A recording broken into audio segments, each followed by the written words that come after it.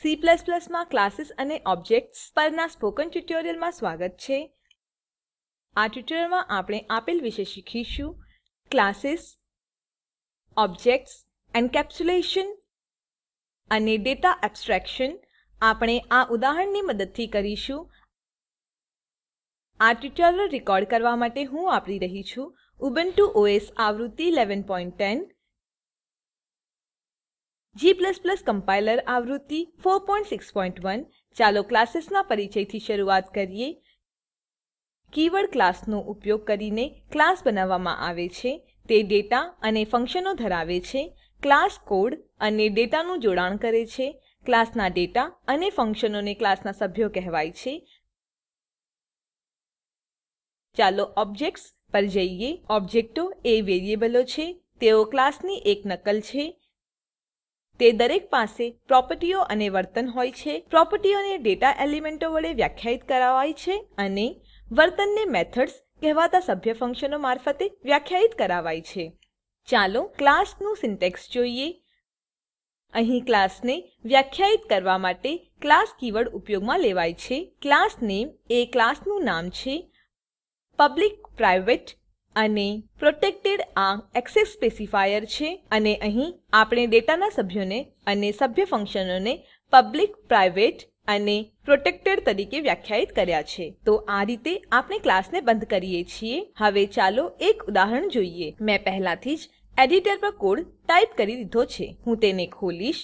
નોંધ લો કે આપણી ફાઈલનું નામ nameclass-obj.cpp છે. આ ઉદાહરણમાં આપણે ક્લાસનો ઉપયોગ કરી ચોરસનું ક્ષેત્રફળ ગણતરી કરીશું. અત્યારે ચાલો હું કોડ સમજાવું. આઇઓસ્ટ્રીમ તરીકે આપણી હેડર ફાઇલ છે. અહીં આપણે એસટીડી નેમસ્પેસ વાપરી રહ્યા છીએ. આ સ્ક્વેર નામક ક્લાસનું ડિક્લેરેશન છે. અહીં મેં કોઈપણ જાતનું એક્સેસ સ્પેસિફાયર ડિક્લેર કર્યું નથી, તેથી તે મૂળભૂત રીતે પ્રાઇવેટ છે. આ કારણે વેરિયેબલ x એ સ્ક્વેર ક્લાસનો પ્રાઇવેટ સભ્ય છે. આ પબ્લિક સ્પેસિફાયર છે. ફંક્શન એરિયા એ પબ્લિક ફંક્શન છે અને આ રીતે આપણે ક્લાસ બંધ કરીએ છીએ. હવે એક્સેસ સ્પેસિફાયર વિશે વધુ જાણવા માટે ચાલો આપણી સ્લાઇડ પર પાછા જઈએ. પબ્લિક સ્પેસિફાયર ડેટાને ક્લાસની બહાર એક્સેસ કરવાની પરવાનગી પ્રદાન કરે છે. પબ્લિક સભ્યને પ્રોગ્રામમાં કોઈપણ જગ્યાએ વાપરી શકાવાય છે. પ્રાઇવેટ સ્પેસિફાયર પ્રાઇવેટ તરીકે ડિક્લેર થયેલા સભ્યોને ક્લાસની બહાર વાપરી કે એક્સેસ કરી શકતા નથી. પ્રાઇવેટ સભ્યોને ફક્ત ક્લાસના સભ્યો દ્વારા જ ઉપયોગમાં લઈ શકાવાય છે. પ્રોટેક્ટેડ સ્પેસિફાયર પ્રોટેક્ટેડ સભ્યોને ક્લાસની બહારથી એક્સેસ કરી શકતા નથી. તેને એક તારવેલા ક્લાસ મારફતે એક્સેસ કરી શકાવાય છે. ચાલો આપણા પ્રોગ્રામ પર પાછા જઈએ. અહીં આ સ્ટેટમેન્ટમાં આપણી પાસે છે ક્લાસ નામ, સ્કોપ રિઝોલ્યુશન ઓપરેટર અને ફંક્શન નામ. આપણે આ ઓપરેટરનો ઉપયોગ કરવો જોઈએ. તે આ વાતની સ્પષ્ટતા કરે છે કે ફંક્શન ક્ષેત્ર એ સાર્વભૌમિક ફંક્શન ન હોય. તે સ્ક્વેર ક્લાસનું સભ્ય ફંક્શન છે.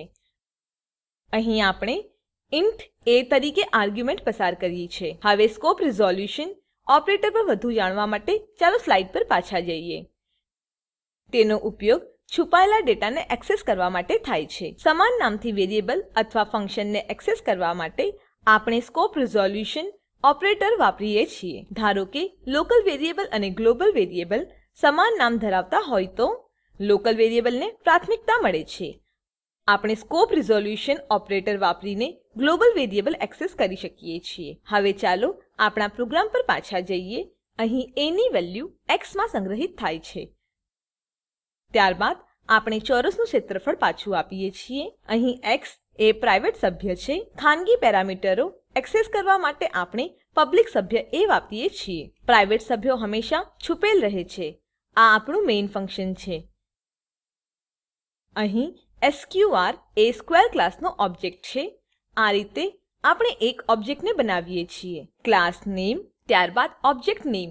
અહીં આપણે ઓબ્જેક્ટ સ્ક્ર અને ડોટ ઓપરેટર વાપરીને એરિયા ફંક્શન બોલાવીએ છીએ. ત્યારબાદ આપણે 4 તરીકે આર્ગ્યુમેન્ટ પસાર કરીએ છીએ. આપણે x ની વેલ્યુ 4 તરીકે સુયોજિત કરીએ છીએ. આ આપણું રિટર્ન સ્ટેટમેન્ટ છે. હવે સેવ પર ક્લિક કરો. ચાલો પ્રોગ્રામ એક્ઝીક્યુટ કરીએ. તમારા કીબોર્ડ પર એકસાથે Ctrl, Alt અને ટી કી દાબીને ટર્મિનલ વિન્ડો ખોલો. કમ્પાઈલ કરવા માટે ટાઈપ કરો g સ્પેસ ક્લાસ હાયફન objસીપીપી space -o space class. Enter દબાવો. ટાઈપ કરો .class. એન્ટર દબાવો. આઉટપુટ નીચે આપ્યા પ્રમાણે દેખાય છે. Area of the square is 16. હવે ચાલો આપણા પ્રોગ્રામ પર પાછા જઈએ.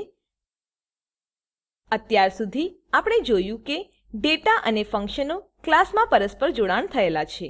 ક્લાસ એ એક એકલ એકમ છે જેમાં તેને વાપરતા ડેટા અને ફંક્શનનું જૂથ એકીકરણ થાય છે. આ સંરચનાને એન્કેપ્સ્યુલેશન કહેવાય છે. ત્યારબાદ આપણે પ્રાઇવેટ અને પબ્લિક સભ્યો ધરાવતા ક્લાસ જોયા. પ્રાઇવેટ ડેટા છુપેલ હોય છે. તેને ક્લાસની બહાર એક્સેસ કરી શકાતો નથી.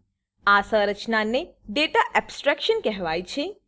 ઇન્ટરફેસ દ્રશ્યમાન છે પણ ઇમ્પ્લિમેન્ટેશન છુપેલ રહે છે. અહીં આ ટ્યુટોરીયલનો અંત થાય છે.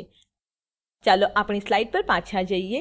સારાંશમાં આ ટ્યુટોરીયલમાં આપણે શીખ્યા એન્કેપ્સ્યુલેશન, ડેટા એબ્સ્ટ્રેક્શન, પ્રાઇવેટ સભ્યો, ઇન્ટ એક્સ, પબ્લિક ફંક્શનો, int area, int classes, class square, object બનાવવું, square sqr, object sqr dot area વાપરીને ફંક્શન બોલાવવું. એસાઇનમેન્ટ તરીકે આપણે આપેલ વર્તુળની પરિમિતિ શોધવા માટે એક પ્રોગ્રામ લખો.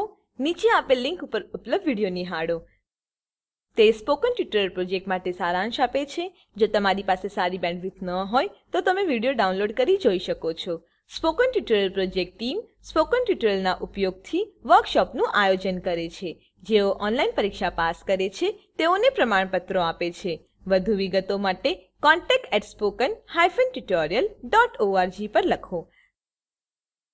Spoken tutorial project A talk to a teacher પ્રોજેક્ટનો એક ભાગ છે જેને આઈસીટી એમએચઆરડી ભારત સરકાર મારફતે શિક્ષણ પર નેશનલ મિશન દ્વારા આધાર અપાયેલ છે. આ મિશન પર વધુ માહિતી આપેલ લિંક ઉપર ઉપલબ્ધ છે. આઈઆઈટી બોમ્બે તરફથી ભાષાંતર કરનાર ભરત અને રેકોર્ડિંગ કરનાર હું જ્યોતિ સોલંકી વિદાય લઉં છું. જોડાવા બદલ આભાર.